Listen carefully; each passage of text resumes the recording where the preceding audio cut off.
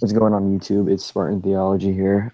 Here today with me, I'll be interviewing my friend Timothy Bukowski. Do you want to introduce yourself and just say a little about you?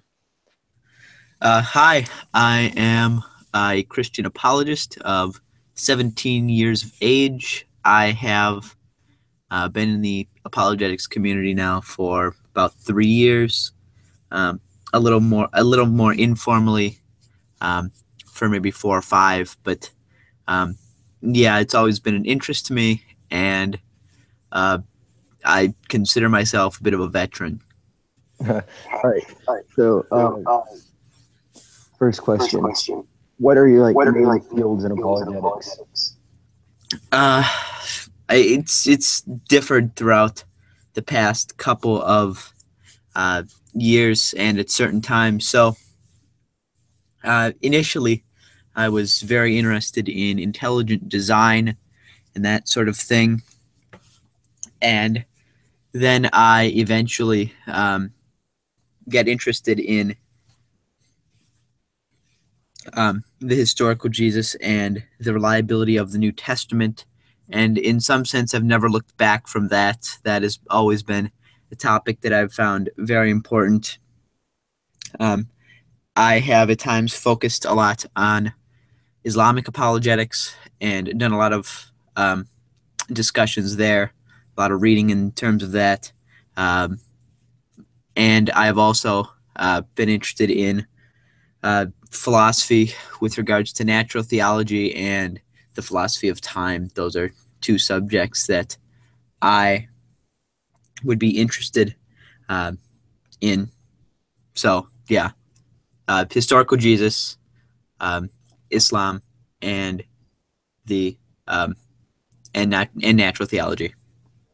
Yeah, similar here. A lot of the same stuff. I'm me as well.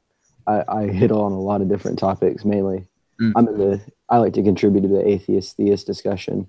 But is there any particular reason though you chose or you're interested in those fields? Like, did you get influenced by anybody? Um, okay, so with regards to um, the resurrection of Jesus, that really has always just seemed to me to be the most important apologetic subject, given that it uh, pretty much answers um, all different forms of belief because if Jesus rose from the dead, Christianity is true. So that's and I find the field very interesting with regards to gospel reliability and stuff like that. Always been a bit of a history buff, and then with regards to philosophy, um, I guess I sort of came to it thinking, okay, so since I'm no longer as interested in this intelligent design stuff, I need to somehow be able to evaluate whether or not theism is true because I've really come to the conclusion that um, I, that I can't say much scientifically without advanced degrees in the subject. Um, so I I came to philosophy through the back door, viewing debates and such, seeing that the best case for theism um, and a number of other issues can be made philosophically, and I think that we all need to think more philosophically in our everyday lives. And then Islam, I guess I through watching debates, um, Islam became an interesting subject to me. Eventually, looking at certain Muslim scholars, their contributions to things like the Kalam cosmological argument and a number of other arguments for theism. I've always been interested in ancient Islamic theology. Um, so, yeah, those, I guess, are the subjects I specialize in. Yeah. Um. Wait. Actually, give me 1 second. Sorry. Yeah.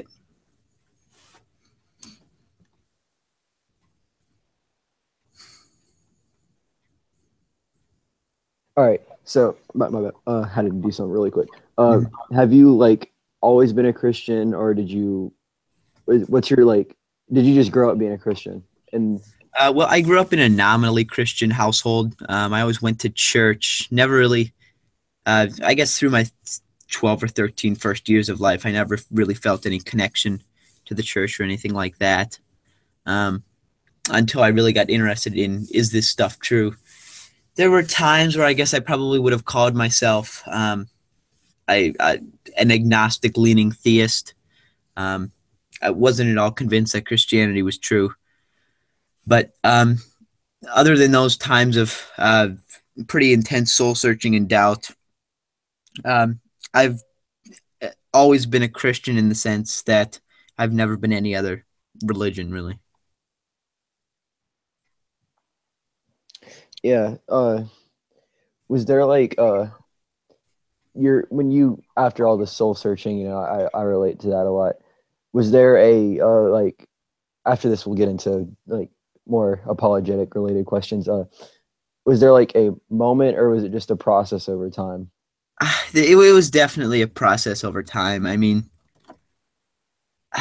I guess it's sort of hard to say if there was like no, there really wasn't one moment. There were certain moments where I'm thinking, okay, that this is. There were certain moments where I can really remember thinking Christianity isn't true. Oh my goodness, this is pretty big. And then there are moments where later I came to see, wow, I think that Christianity is really true. But there wasn't really one moment where I never had some sort of conversion experience or anything like that. Yeah, all right. Now on to more apologetic related questions. Uh, Mhm. in regards to, I guess I'll ask like on your main fields. In regards to the resurrection, uh, why do you think like skeptics have a tough time uh, accepting the, for let's say the burial and the empty tomb? Like, why do you think they have such a hard time accepting Christ was risen from the dead? Okay, so let's. I'll just focus on the burial in the empty tomb. Uh, Well, Most you can skeptics. really. Oh, sorry to interrupt. I was kind of like paraphrasing. You could just I should ask. Why do you think they just have a hard time accepting Jesus was raised? You don't have to narrow it down to Okay, just yep, those two. yep. So I think there's a lot of different. I think it's obviously different for every person, but I think that the bias against miracles in general has become such a prevalent thing in the whole new atheist community. Not really taking a deep look at the historical evidence. I find that a lot, and I mean a lot of people have say, "Oh yeah, I've looked at the evidence for the resurrection," and they really haven't. Um, I think that stupid slogans get thrown around such as extraordinary claims require extraordinary evidence, and then they reject the resurrection because um, there isn't one extraordinary item that says this one little thing definitely establishes the resurrection is true. And I think that the whole scientism of our culture, where science has become the only way to reliable knowledge in their view, um, that that they have a bias against historical claims. They ask for empirical evidence for historical events. So I would say that their historical epistemology, their bias against miracles, and often ignorance to the evidence are the things that leads them to reject the resurrection. There are some more intelligent people who would give historical reasons for doubting the resurrection, but it, the garden variety atheists, that's what I find. Oh, mythicism too, because they're gullible. Definitely agree on the mythicism part right there. And you said the slogans that get thrown around also like extraordinary claims require extraordinary evidence. Also, the quote I think it was never mind. I think it was David Hume. I could be horribly wrong on that. That kind of said that a miracle was the least probable explanation. But Uh, I mean, that's Ehrman paraphrasing Hume. yeah, something like that. But you mentioned mythicism, and you also studied the historical Jesus. Yeah. Do you see like mythicism on the rise in the last couple of years? Well, there are times when I think that it is and times that I think that it isn't. It depends on who I'm talking to, I guess. In terms of the actual scholarly community of people who actually know what the hell they're talking about, I definitely do not see mythicism on the rise. Mythicism is a fringe movement with, there's always one or two scholars alive who sort of take it seriously, and now that's Richard Carrier, Robert Price, David Fitzgerald.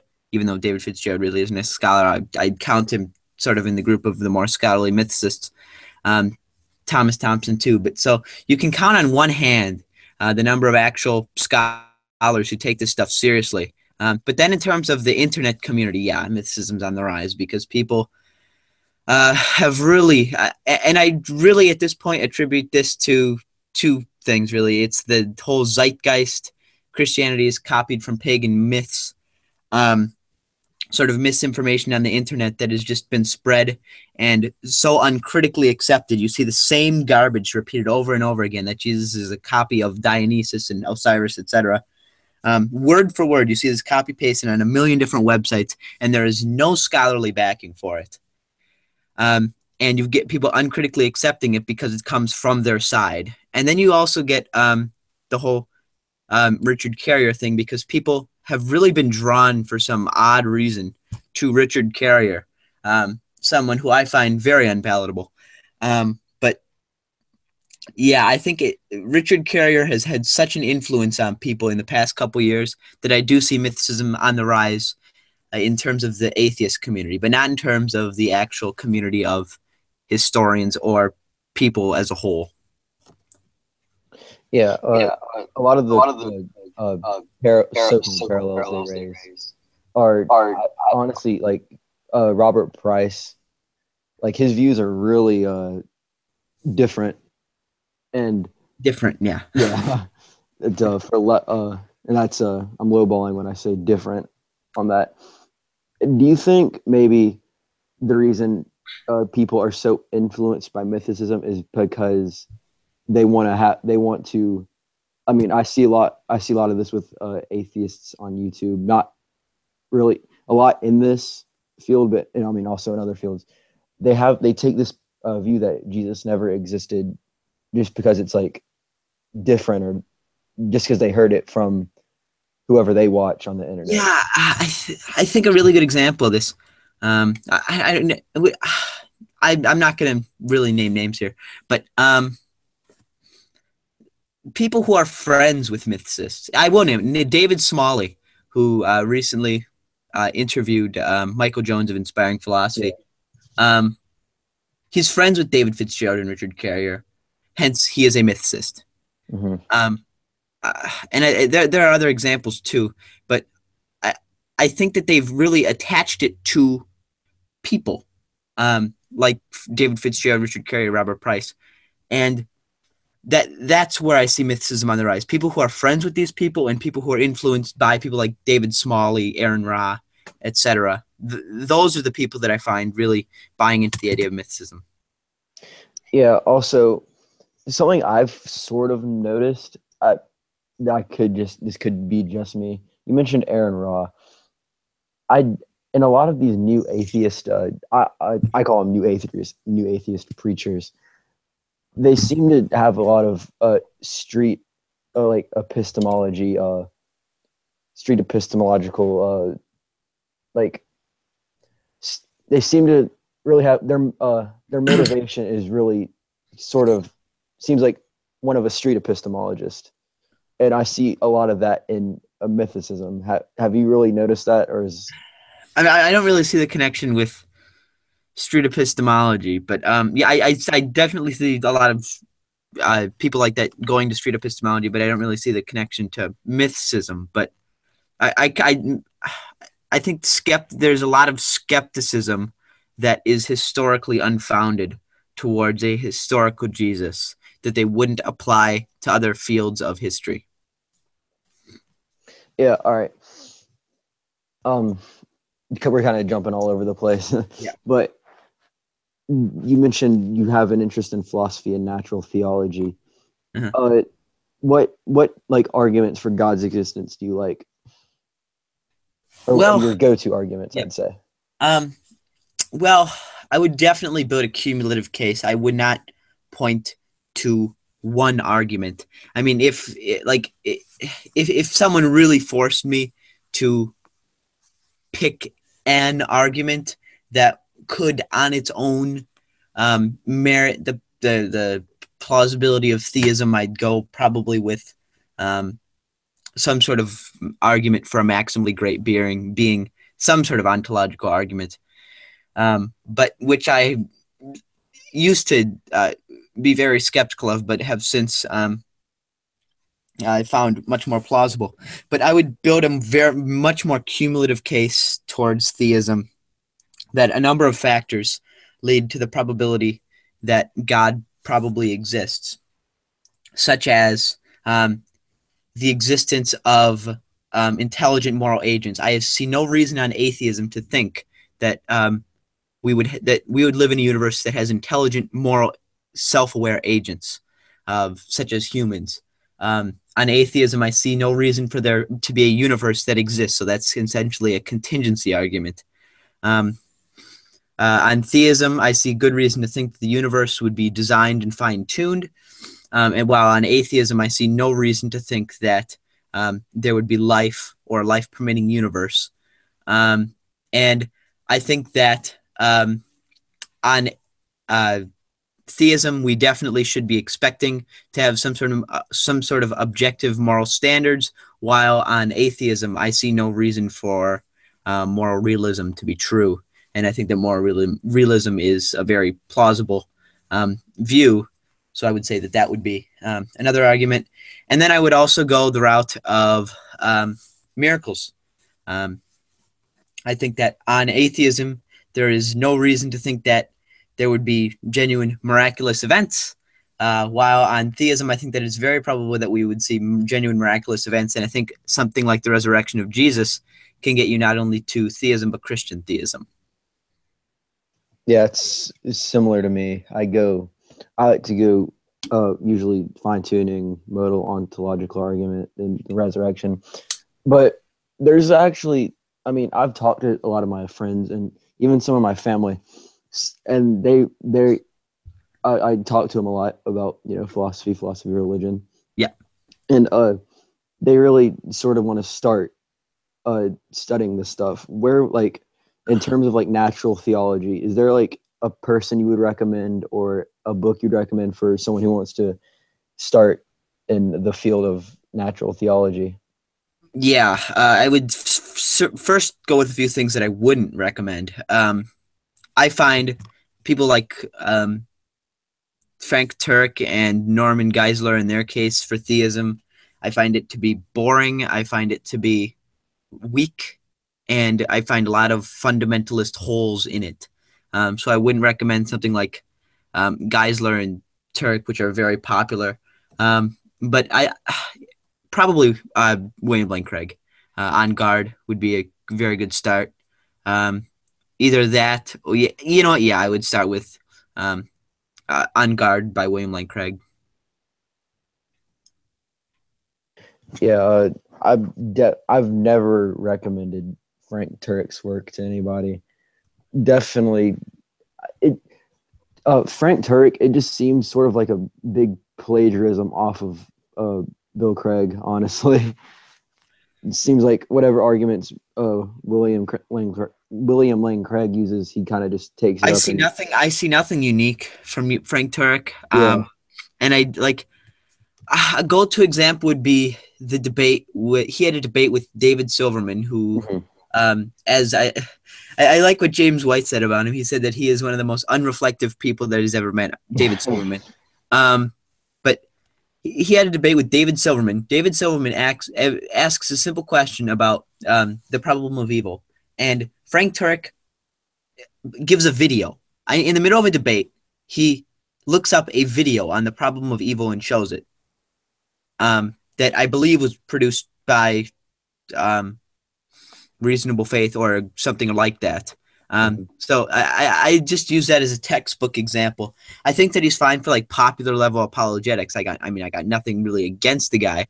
But in terms of actual arguments to defend. I would not recommend someone like Frank Turek. Norman Geisler, I would recommend over him, but still, I would, in terms of natural theology, I would start with William Lane Craig, J.P. Moreland, um, and then go forth into philosophers such as Alvin Plantinga, Richard Swinburne, um, Robin Collins, Josh Rasmussen, etc. Yeah. Also, for a lot of beginners, I think Inspiring Philosophy is a Yeah. pretty good place to start on. Beliefmap.org. Beliefmap.org. Yeah. Blake Gunta. Yeah. Like, got to get my daily. I mean, for crying out loud, I've been recommending that every day for the past. Like, yeah. I ran into him off of your video actually, so that was a real help. Yeah.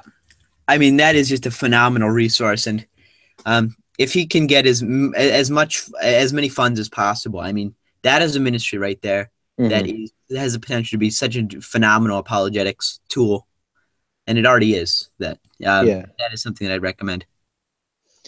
Yeah, on that website, it's essentially coupled tabs. Does God exist?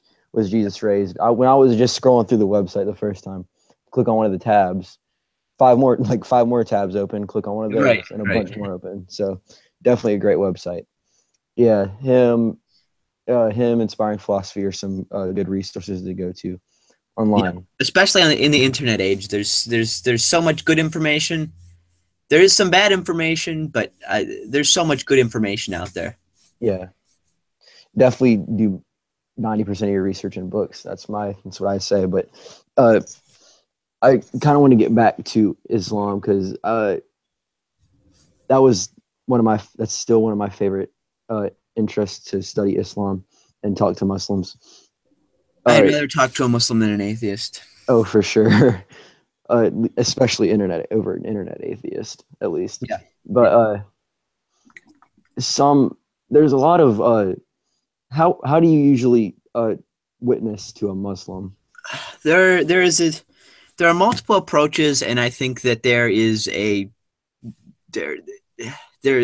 decent approach, and then there is a gospelly faithful approach. So the approach of Muhammad was a false prophet, and that he called Christians are called filthy pigs in the Quran, and you need to stop with the idol worshiping and your black stone kissing. Muhammad raped a bunch of people. Except in academic discussions of was Muhammad a false prophet, I do not find that approach helpful in the slightest. The politically motivated approach I find reprehensible against Islam. So people I'm not going to name names. I'm not going to do that. Yeah, I think I know who you're thinking of. That certain approach I found less problematic in the past, but that sort of approach I do not find helpful to actually witness to a Muslim, to become friends with a Muslim, so that you actually point them towards a positive worldview. So I would take the approach of looking at who Jesus claimed to be. I would take the approach of looking at the Quran as a document to see that if it is something that we would expect from man or something we would expect from God. They seem to, they have a different view of inspiration than Christians. Christians will be happy to accept that the Bible is not a document come down on a heavenly plate and has no human influence on it. Of course it does. The Quran, on the other hand, there really can be no textual variance in the Quran. We have to know exactly what it says. And the fact is we do not know what it originally said. There cannot be any sort of historical error in it. There is historical error in the Quran. There cannot be any sort of theological misrepresentation. The author of the Quran didn't know what Christians believed. There should not be any sort of historical source borrowing, and scholars like Andy Bannister have shown that in certain surahs of the Quran, the amount of material that is drawn upon from the oral sources of the time, things like the Arabic infancy Gospel of Thomas, other oral sources going around during the time in Arabia. We should not expect that, but it ends up in the Quran. So I think that if you show the Quran as a man-made document, that is an important thing to show. I think it's important to show the contrast between the Islamic view of salvation as something that man does to get right with God, rather than what God is doing for His own purposes. I think that we need to show that the God of the Quran is not one of unchanging, selfless love for His creation, while the God of the Bible is a God of absolute love. And then it comes down to the person of Jesus. The Quran says that Jesus claimed to be a mere prophet, while Christians say that Jesus claimed to be God. And the Quran says that Jesus did not rise from the dead, while Christians say that Jesus did rise from the dead. So it comes down to, what did Jesus claim to be, and did he back that up by rising from the dead? Yeah, in the Quran, there's a lot of misrepresentations of Surah 5:116, we don't worship three gods. Mary is not God. Yeah. Sorry, my headphones fell out right there. But in terms of the Quran, well, Muslims claiming the Quran is a reliable document, how do you go about saying, hey, no, you really need to rethink that? So I think that there are a couple of ways. One, I would talk about the theological misrepresentations in the Quran. I think that's one really good reason to think that the Quran is not inspired from God. The second would be the plagiarized stories in the Quran, such as Iblis and Adam, Jesus speaking from the cradle, Jesus making clay birds. All of these stories can be found in later non-canonical extra-biblical stories. And I think a third way would be to talk about the controlled transmission of the Quran. We don't know what the Quran originally said. The early copies were burned. We can't get back to some sort of original text, and what we do find is variance even within the controlled text. So textual criticism, I think there are many insights being done with some of the new manuscripts. I think that Jay Smith is really good for keeping people updated on differences in the Quran and differences in Quranic manuscripts and stuff like that. Then the plagiarized stories, Dr. Andy Bannister did his PhD work on that. And I think at the end of this year, he's appearing on the Deeper Waters podcast with Nick Peters to talk about him with that. And I think you can find some videos on YouTube too. And then third, the what was the first thing? Oh yeah, the theological misrepresentations. And then if I would add a fourth and fifth, it would be the whole Islamic dilemma of the Quran claiming that the Bible is the word of God, and since the Bible contradicts the Quran, it shows that the author of the Quran did not have an understanding of the Bible. So I guess that kind of goes back to the theological misrepresentations. And then the person of Jesus. I think that there is so much unhistorical stuff the Quran says about the historical Jesus that can be disproven through history.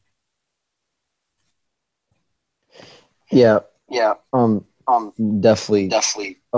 Tons of misrepresentations of beliefs in Islam. Also, lots of plagiarism. Yeah. But I remember before, like, I got interested in apologetics. I was just, I was really young, just on YouTube, and I was just watching videos. I'd always been interested in religion, But I was just watching videos on, like Islam, and I ran into people like Dr. Zakir Naik and Yusuf Estes, and I didn't really know my my Bible all that well and my Christian belief all that well. Yep. It was sort of just nominal. But why do you think that Islam is so to someone who doesn't? Do you think? All right, here's how I'm going to put it. To someone who doesn't know their Bible and the Bible history all that well, do you think that's a big factor in people deconverting from Christianity to Islam? Yeah, I think that, and there's a lot of fake Christianity out there. There is a lot of hypocrisy in the church. I think there are same reasons for people converting to any other. I mean, deconverting from any other belief system. I think that in some cases Islam just gets to someone first. They're already alienated from the church in some way, and like they see hypocrisy in the church, something like that. That will cause them to deconvert, and Islam gets them the quickest. And then there are those who are influenced by people like Zakir Naik, the usual crowd of popular Islamic evangelists. I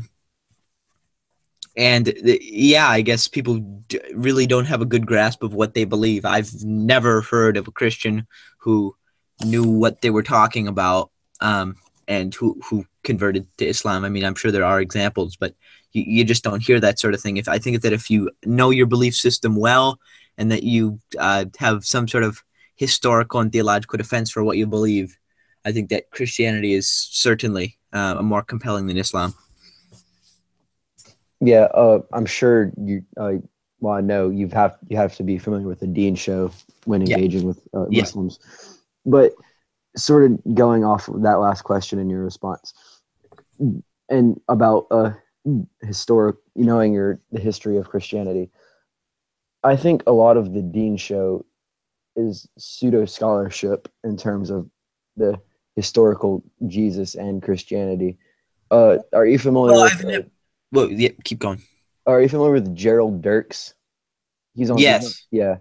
I remember I was watching one of the Dean show episodes, and he was talking about how when you go, apparently he was in seminary, I think, and he was talking about how when he went back, when you study the manuscripts, you can really question if Jesus was crucified or not. And I'm trying to think. It's either he's lying or he just doesn't know, because that goes against what, like 99% of the scholarship. So let's take that. I mean, there isn't one verse that says Jesus was crucified. There's whole narratives in the New Testament about it, and extra biblical evidence. Yeah, not to mention that as well. I mean, there's so much that would have to be different if Jesus wasn't crucified. We just wouldn't see what we see in history if Jesus wasn't historically crucified. I mean, there's extra biblical evidence.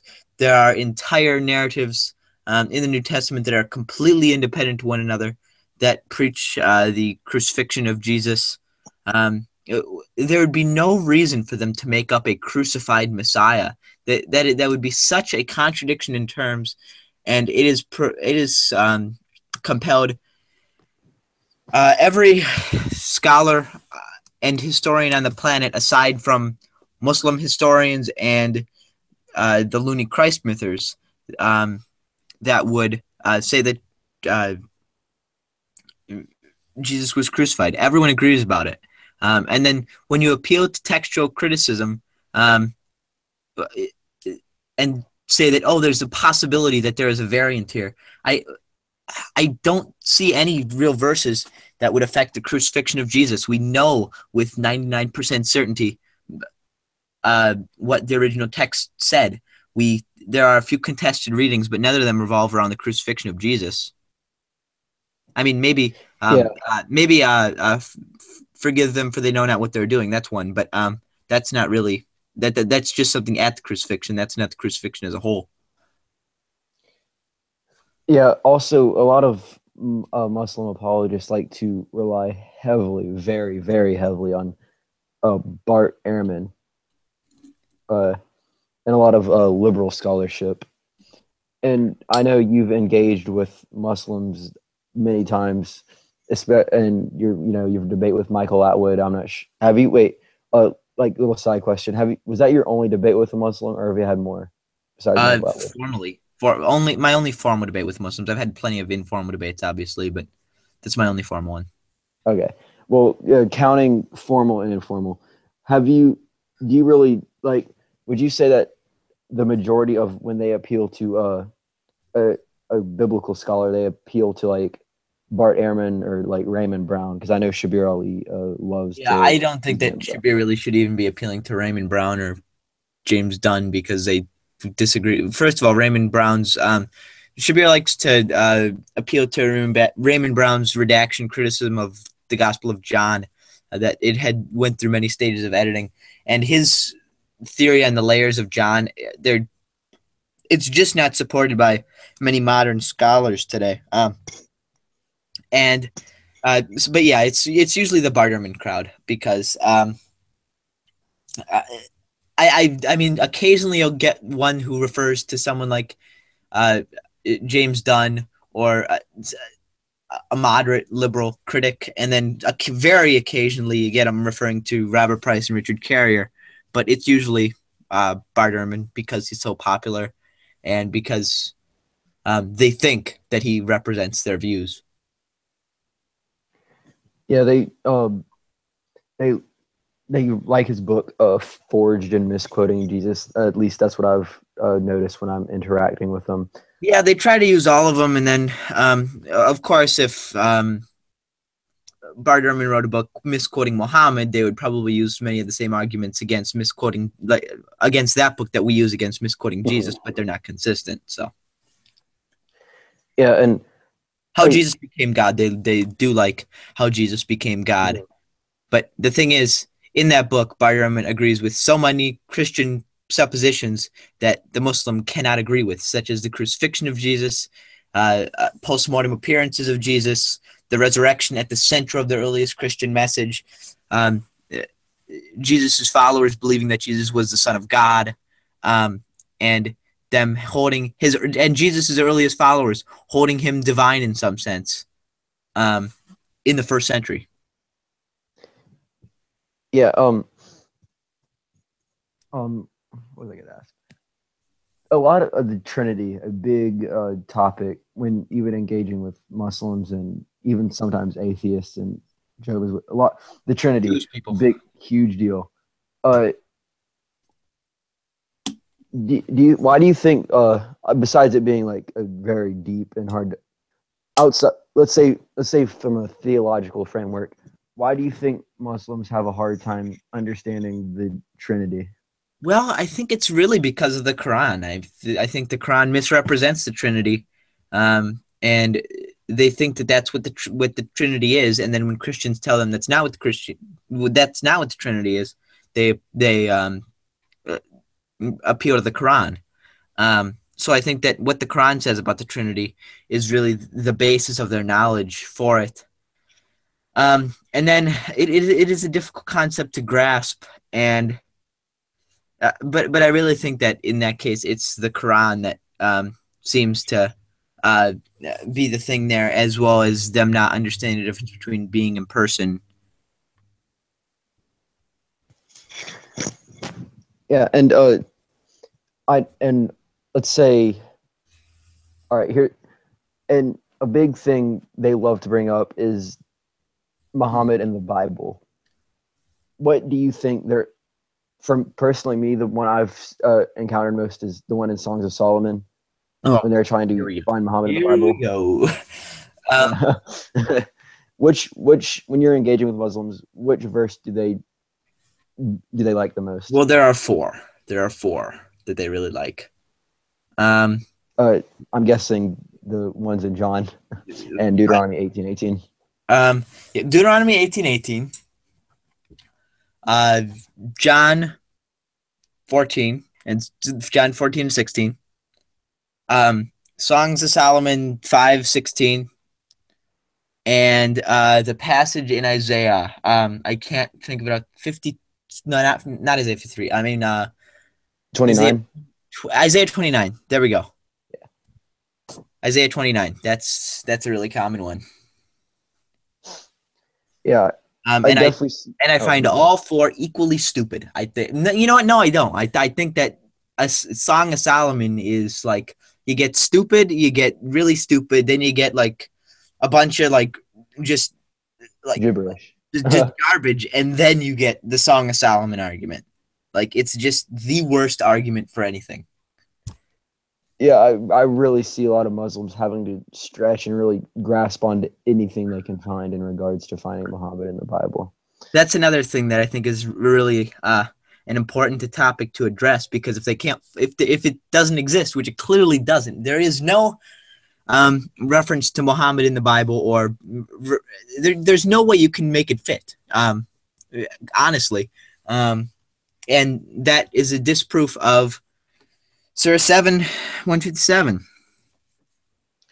Yeah, and that's really that's a defeating factor for Islam right there, because they have to hold to inerrancy, Right. and so that's definitely a big defeater. I think I really think whoever wrote the Quran, because I really don't think it was.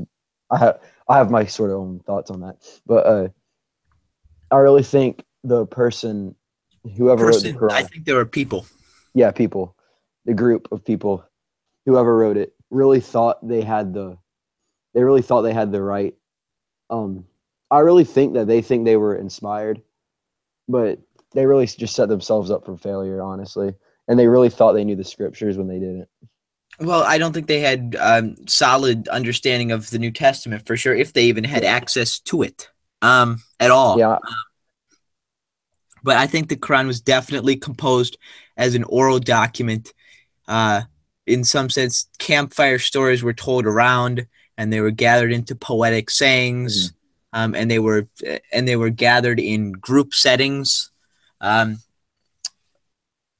and the character of Muhammad was a marginal military figure at best and at worst. I think that a historical case can be made for the non-existence of Muhammad, though it is a position that I would disagree with. Oh, so wait, so you're coming from the position that Muhammad did not exist? I think that a case can be made that Muhammad didn't exist, though I find it improbable. I think that Muhammad probably existed. Yeah, I know. What's his name? Robert Ro- Spencer. yeah, Robert Spencer. I know his work was pretty good on. I'm pretty sure. I'm pretty confident that Muhammad did exist too. But I mean, I know he builds a pretty good case for him not Yeah, existing. I mean, at some point you have to look. It's a pretty decent book. But at some point you have to look back and say, is this really what we would expect to see if Muhammad didn't exist? I think that when you actually look at it, you do come away with the conclusion thinking, okay, there's some doubt here, but Muhammad probably existed. Yeah, I was coming from before I didn't read the whole thing. I had a PDF of a couple of the I got some of the good chapters in. I was at 100% that Muhammad. I thought Muhammad existed. Not it kind of brought me down to like 99, but that's not really when I'm engaging with Muslims. I don't really. I wouldn't bring that up with anybody. Yeah, I don't really care if Muhammad existed or not. To be perfectly honest, that's not what I use to You see, I engage with don't care Muslims. about Muhammad much at all. Like, Yeah, people talk about all these things. Oh yeah, Aisha and Muhammad. I don't care what a 7th century person did. yeah, I really think that's a weak thing to bring, a weak argument to Like, bring up. all it does is target emotional hot buttons. Yeah, Um, and I mean, I guess there's some reason to bring it up if you think Muhammad is a prophet. But I mean, you know what the Muslims' responses are going to be, and you're not going to get anywhere with it. I've never seen anyone um, convinced solely by that argument. yeah. When engaging with Muslims, a big thing I like. I have equal standards because we have to use historical context. Yeah, But yeah, especially in regards to they like to bring up slavery and the First Samuel 15 and the right. genocide. Right. Yeah, Right.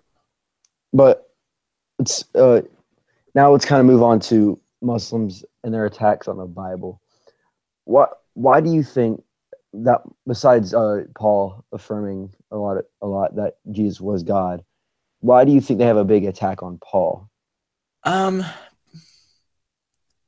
I think it's because Paul taught that Jesus was God, Yeah, that Christ was the only way to salvation, and that he was yeah, resurrected, but that's to a lesser extent.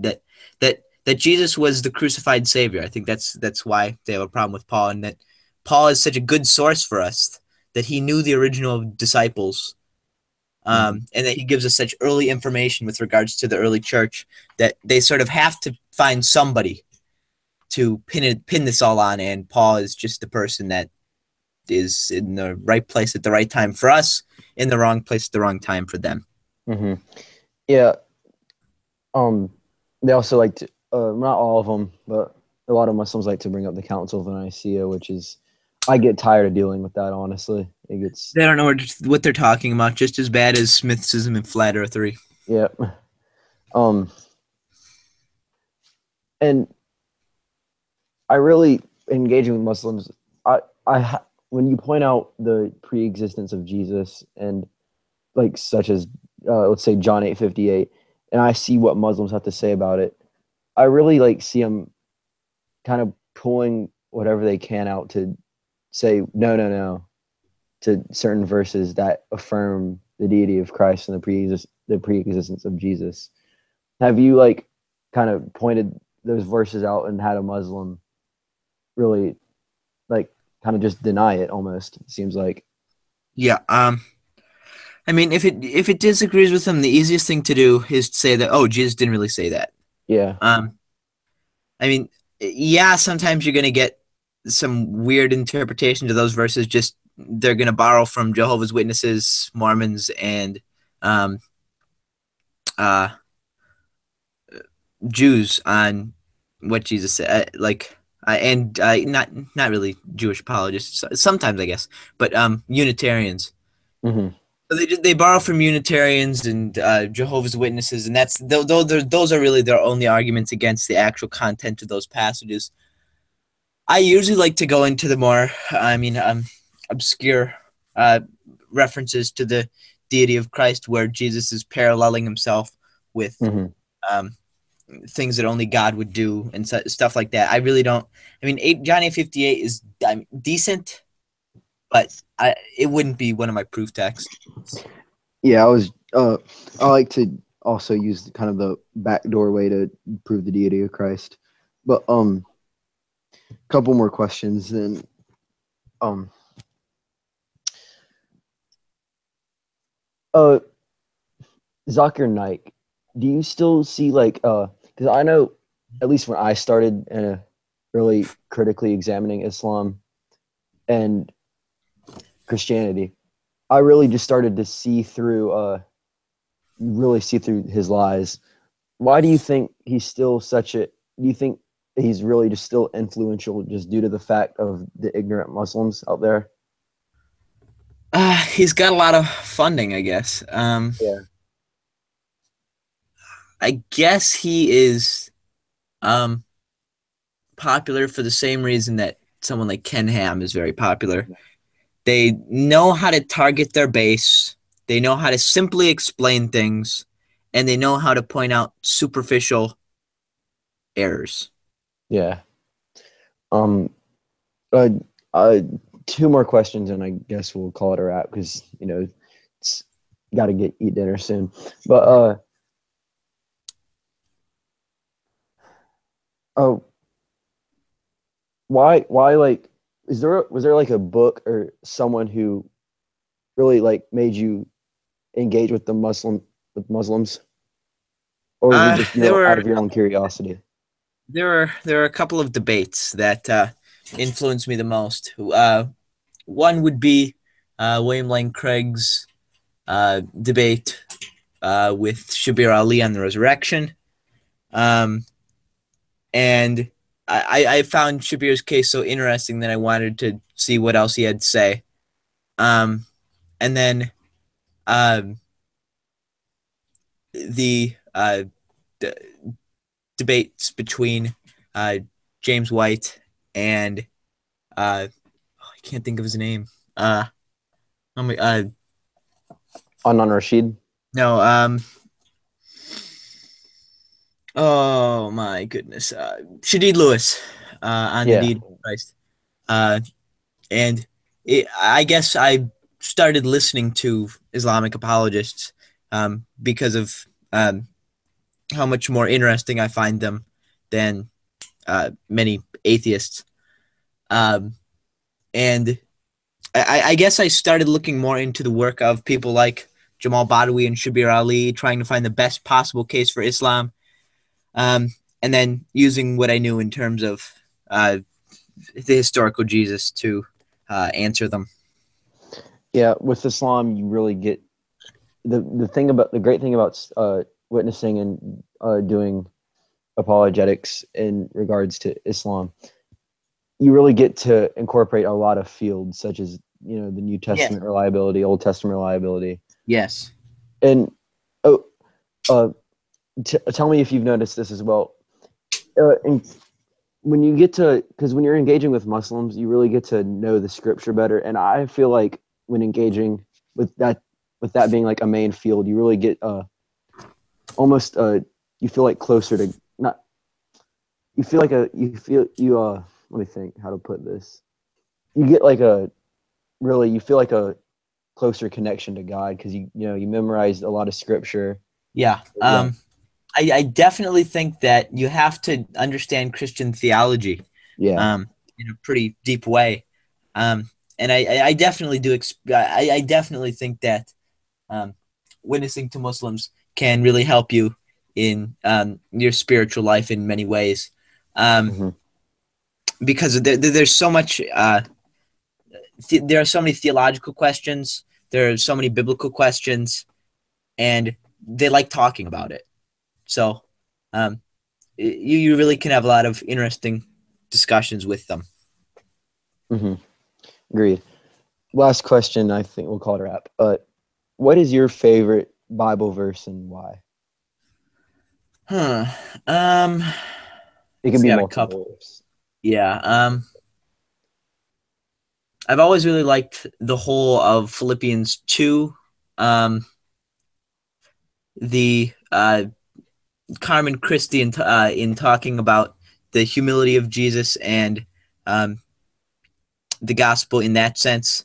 I've always found a really compelling uh, verse.